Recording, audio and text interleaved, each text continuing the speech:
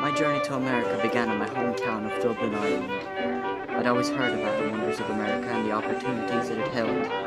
I'd been told by many that America was a land of great abundance and wealth, and I was eager to travel there and make my fortune.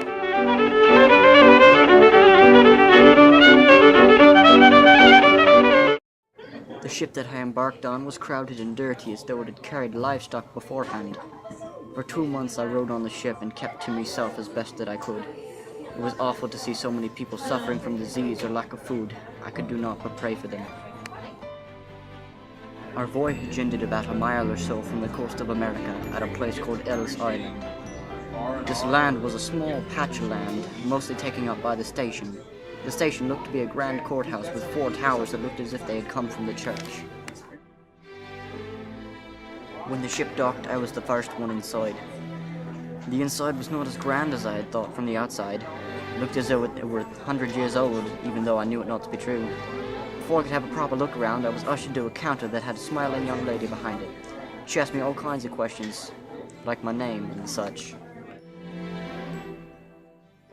Next, a man took me over to see if I was healthy. And then, after that, I sat down at a table, and a puzzle was put in front of me that even a child could do. After the puzzle, I was given simple math problems, and then asked to count backwards from 20. I didn't know what any of this had to do with going to America, but I decided to play along and do what they asked. When all was said and done, I was ushered onto a ferry, and began the last stage of my journey to America. The ride from Ellis Island to America took about an hour, but it was the longest hour of my life, for it was nearly December and the ferry had not even a roof above it. Some fared worse than I, for I at least had my jacket. Some didn't even have shoes. It was easy to tell that this trip would affect some of these people more than they knew. Most already had the tint of blue to their hands and feet. When the ferry docked, I jumped down and took in a deep breath, and began walking towards my new life and my new fortune. Of all the stories I'd heard, the easiest way to get a fortune was California, where you could find gold just floating in streams. My first step was to find passage, which I found in the form of a caravan at a local inn. The owner of a caravan wanted money that I didn't have for my passage. Instead, I gave him my jacket, that he took a liking to.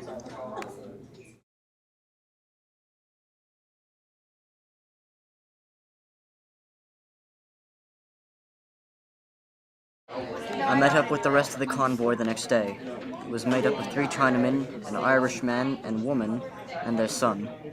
The man I had talked to the night before stepped out of the inn and told us of our route.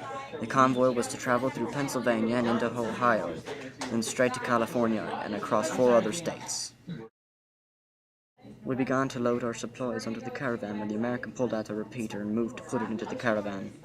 Seeing the expression on my face, he told me of the savages that roamed the West who enjoyed attacking settlers and made their weapons out of bone and skin. Thinking the American was trying to scare me, I ignored him and took my place in the lead caravan that would hold the passengers. We rode for the entire time, stopping at odd times to water the horses and eat. During that time, I learned that the 3 Chinamen, like me, they were traveling to California to work in a mine. They complained loudly about the General Mining Act passed in 1872 that prohibited non-citizens from owning their own mine. It worried me to hear this and made me wonder what I would do now. I'd never get rich mining for somebody else. After about a week of riding, we had begun to enter Illinois, and we were warned to keep our eyes open for any Indians.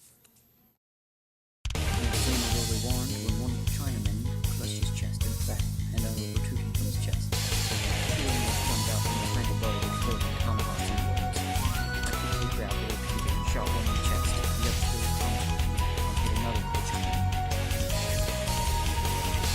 3 more poured from behind the bow with screaming. The American and the other coward and pulled out the second, and the guy who killed the Indians tomahawks.